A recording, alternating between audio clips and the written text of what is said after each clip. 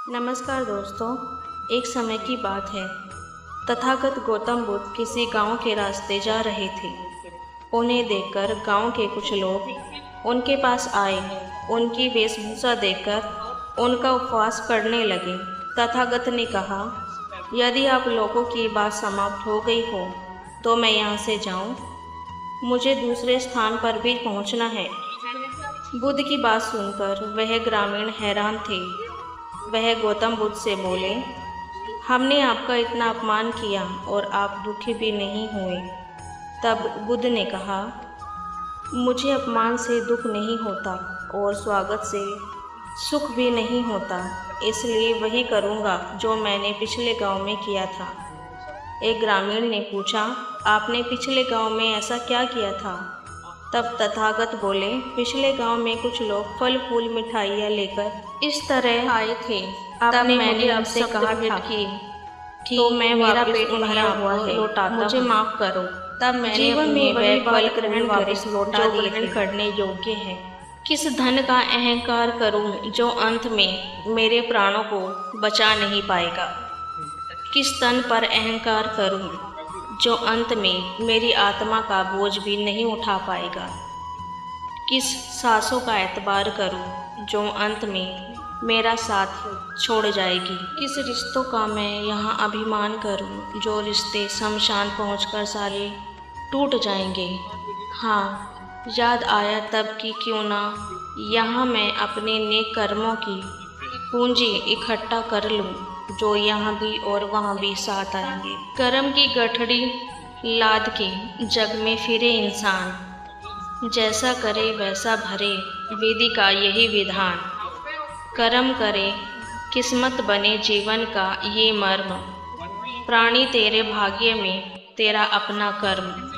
किसी के साथ गलत करके अपनी बारी का इंतज़ार जरूर करना, क्योंकि जैसे बछड़ा 100 गायों में भी अपनी माँ को ढूंढ लेता है, ठीक वैसे ही कर्म अपने कर्ता को ढूंढ लेता है। वो गड्ढा हम दूसरों के लिए खोदते हैं, उसमें एक न एक दिन हम खुद ही गिरते हैं। इसलिए यदि मन की सोच सुंदर हो तो सारा जग सुंदर लगता है।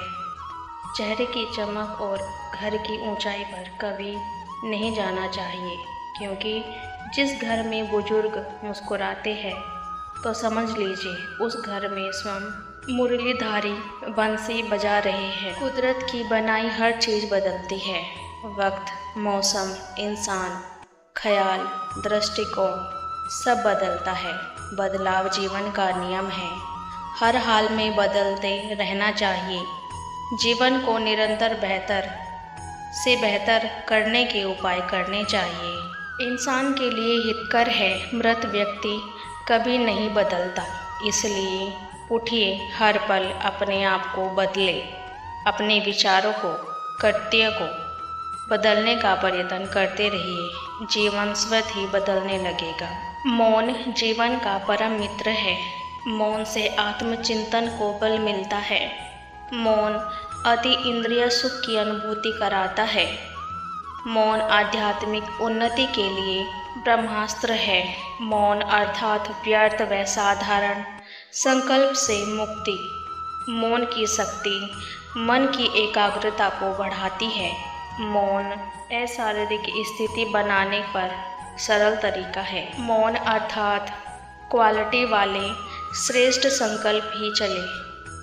मौन व्यर्थ में मुक्त होने का रूहानी इंजेक्शन है। मौन विचारों को श्रेष्ठ बनाने का एक टॉनिक है। मौन कलह क्लेश को मिटाने की अचूक औषधि है। मौन मन की स्थिति को एक रस बनाने की दवाई है। मौन में की गई साधना से मन की शांति बढ़ती है।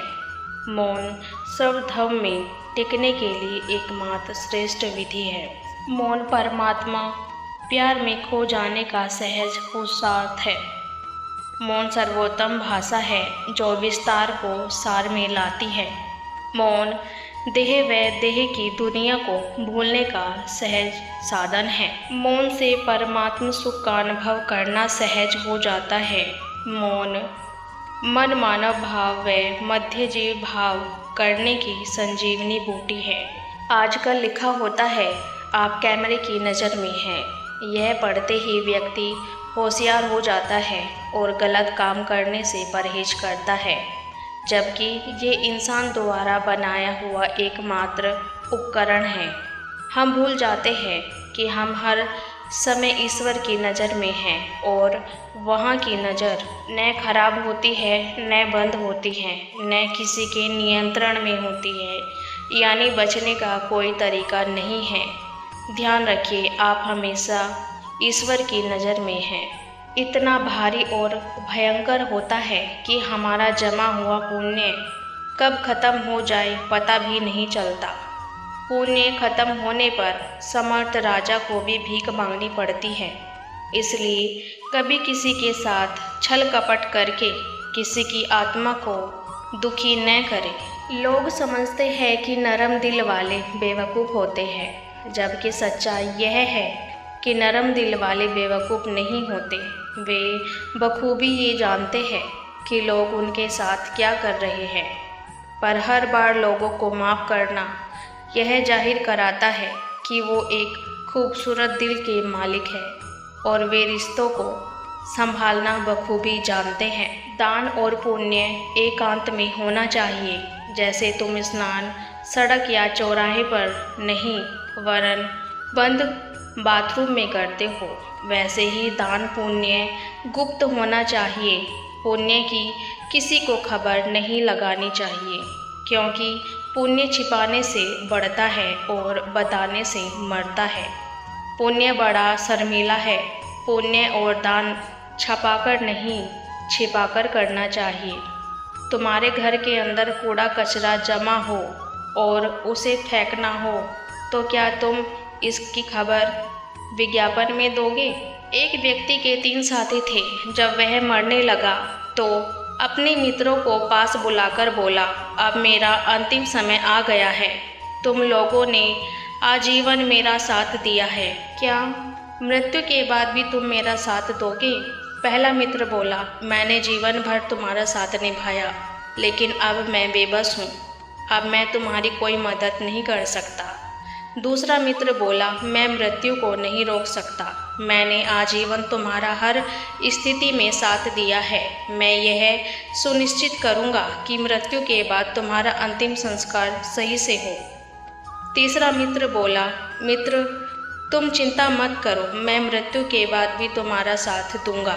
तुम जहाँ भी जाओगे मैं तुम्हारे साथ जाऊंगा। वे तीनों मित्र थे धन, परिवार और कर्म।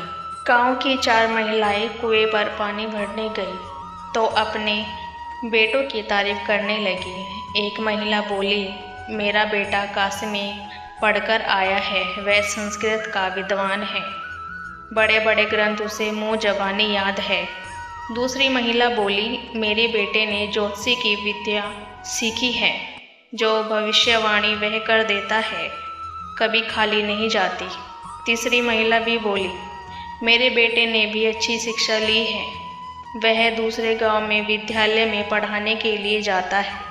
चौथी महिला चुप थी। बाकी महिलाओं ने उससे पूछा, तुम भी बताओ, तुम्हारा बेटा कितना पढ़ा लिखा है?